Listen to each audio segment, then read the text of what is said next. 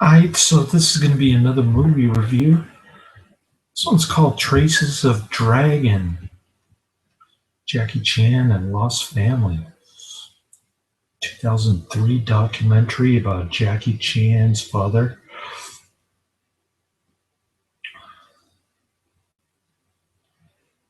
He's rather unremarkable fellow who likes to smoke pipe and go fishing. But his story kind of matches 100 years of China as his first wife died after his two sons were born. So he married a woman whose husband died. I guess this guy was like a paid hitman or stooge for Chiang Kai-shek or one of his generals. Forget the guy's name.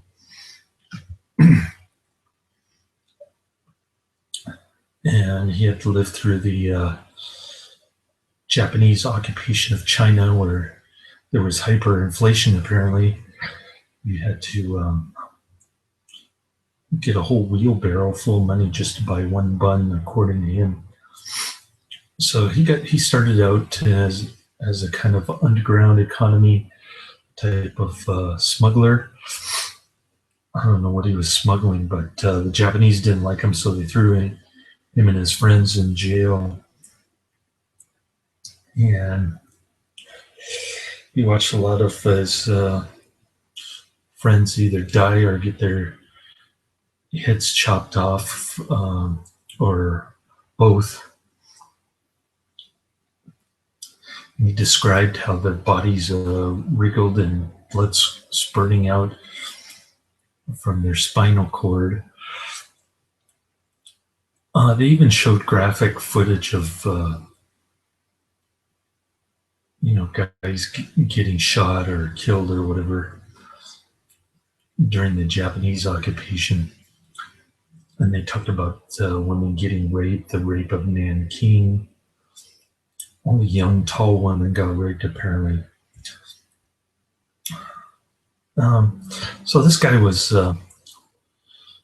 moving around. I guess he got out of jail. He worked for Chiang Kai-shek as a hitman. Kind of then the communists took over, so he did change his name from Fang or Fang to Chan when he married his new wife. I guess she was an opium dealer. She carried around a whip to the gambling place, but he kind of set her straight. She stopped drinking and gambling after she lost all of her possessions. He bought it back for her, and I guess she felt guilty. This is going to be Jackie Chan's mom. So Jackie Chan's mom has two daughters. Like I said, her husband died, and I guess they left China for Hong Kong after Mao took power. He was the first to leave, and then she came a few years later. So he worked in Hong Kong. First time he had to earn an honest living in his life. He worked for the ambassador consulate to Hong Kong. I don't know. I guess it was the U.S. ambassador. I'm not sure.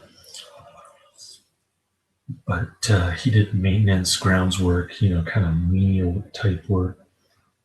So, like I said, his life was quite unremarkable compared to Jackie Chan.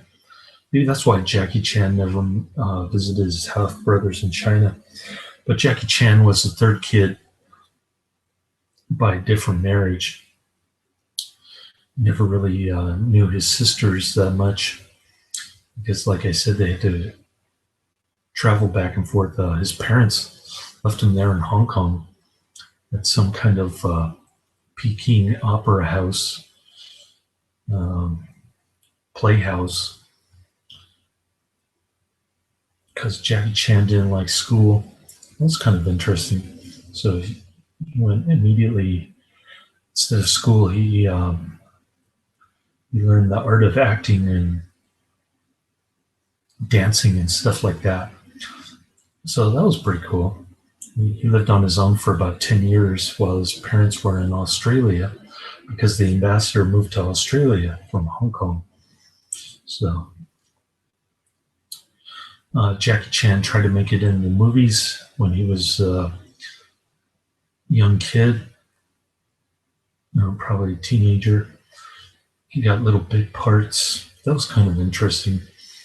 Yeah, but it wasn't enough to survive, so he moved back with his parents uh, in Australia for a brief time. Then he got a telegram. All of a sudden, he became an instant movie star. I guess because he has a good sense of humor. If you watch his movies, he uses a lot of slapsticks, like Three Stooges type gags. So those are pretty fun. But I was more interested to see it from a historical perspective, how China devolved from the 40s until the mid 70s, I guess.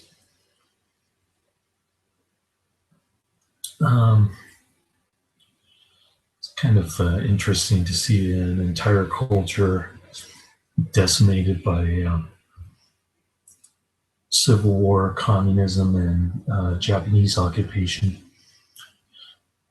Not in that particular order, but I guess it started off with the Japanese occupation, then civil war, then communism, in that particular order. So it was a pretty good history lesson of China to see how families were destroyed. It was interesting that he had to change his name. Fang had a lot of long Chinese tradition, but since he was working for the nationalists, Chiang Kai-shek, people who moved to Taiwan after they lost to the communists, and he was still living in China for a brief time after the communists raised their flag, and Mao took power in Tiananmen in 1949. He changed his name to protect himself from the communist stooges who were going after misfits and nationalists. In particular, during that Cultural Revolution, he was lucky to escape before the Cultural Revolution because his own son got the big dunce cap thing and the dog, the gigantic dog collar tag. I didn't even know that thing existed. I just thought they hung people as an example. But I guess they had some kind of communist reform school to brainwash people as well. I didn't know about that. So that was kind of cool. So I give this one 4 out of 5 stars. I didn't like how the documentary people said that China was liberated after Mao won. Actually, Taiwan was probably liberated more than China, and Hong Kong too. And it was kind of interesting to see Hong Kong in the 60s. I guess times were tough. They were kind of in the development stage back in the 60s, not too many jobs available.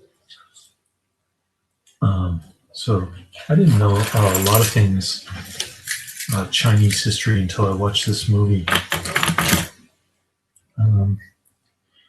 It's kind of strange how Jackie Chan never desired to be with his half brothers or his half sisters.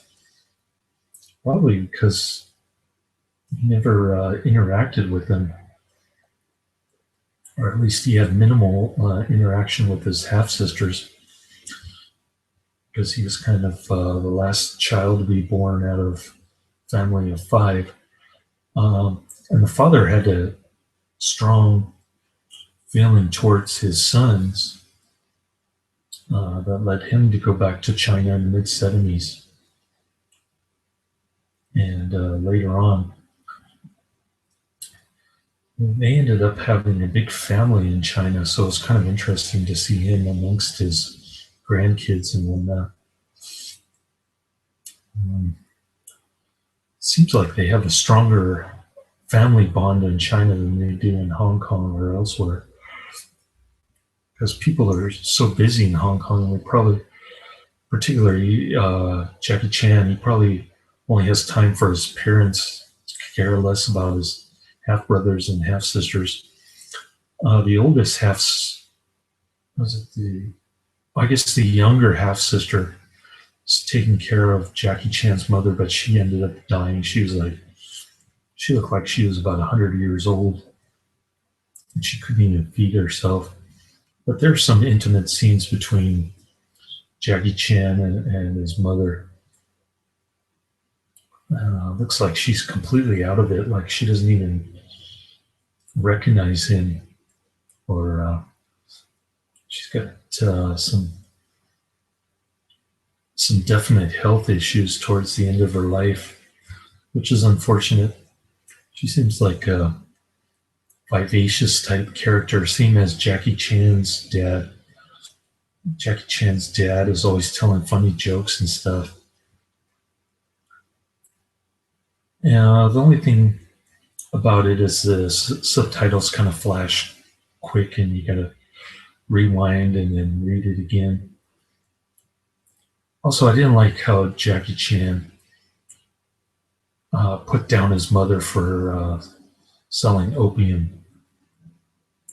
She probably didn't have much choice at the time. There weren't that many job opportunities.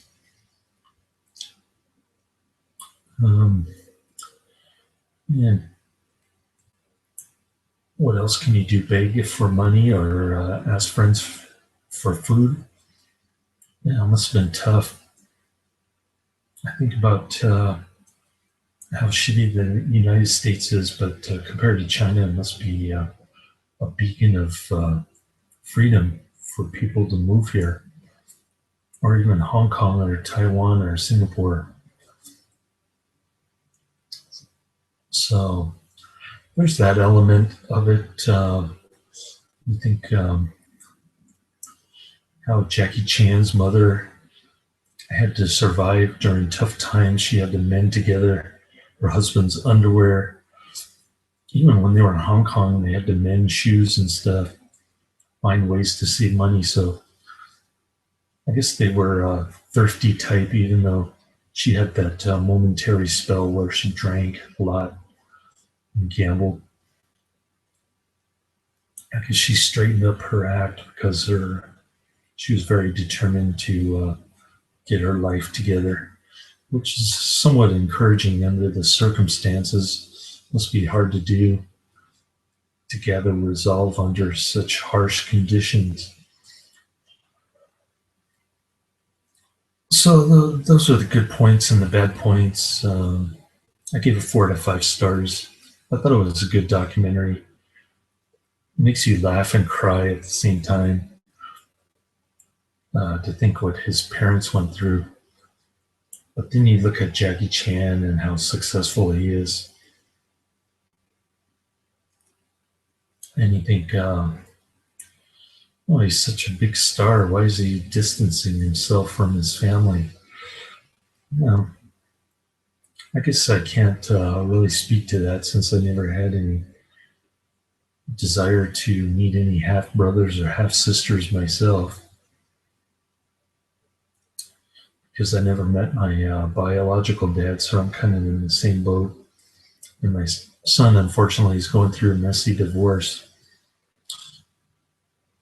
So, those are the things that kind of got my attention, the historical aspect of it, the harsh conditions, the brutal killings that went on and brainwashing. Um, the busted up families that resulted, and how Jackie Chan persevered through it all to become one of the greatest guys in film history, at least in terms of cranking out films. He's one of the best.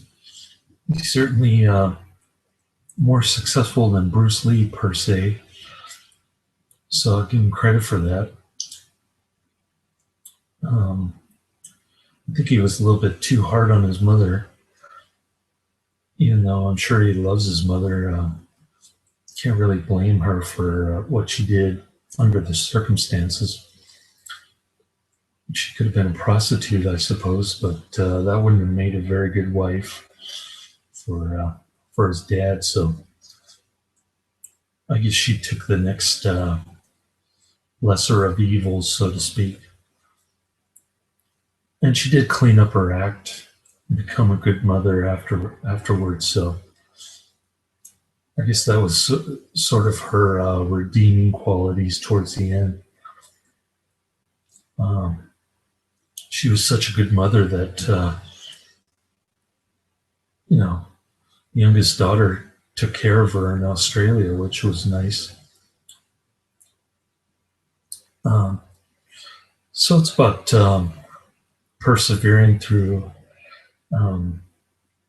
impossible conditions and finding redemption and strong family ties afterwards, despite Jackie Chan's sort of indifference toward his half brothers and half sisters.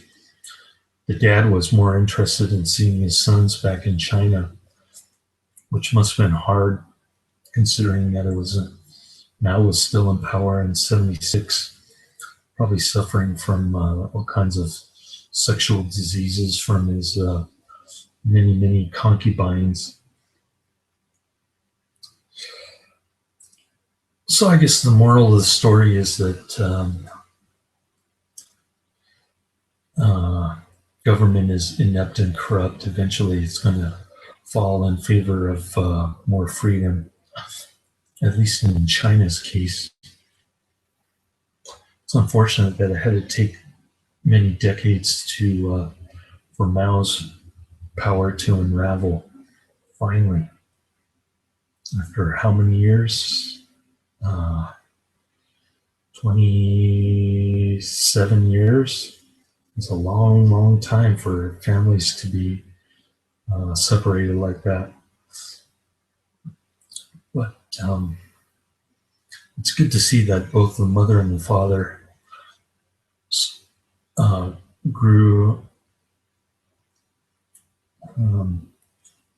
continued to live on at such an old age, to the point where the father could see his grandkids in China. That was pretty cool. He seemed like a happy camper, and it was good that he was able to do that even without Jackie Chan at his side. So cool movie. I really enjoyed it. I gave it 4 out of 5 stars, like I said. That's the end of my movie review. Laters.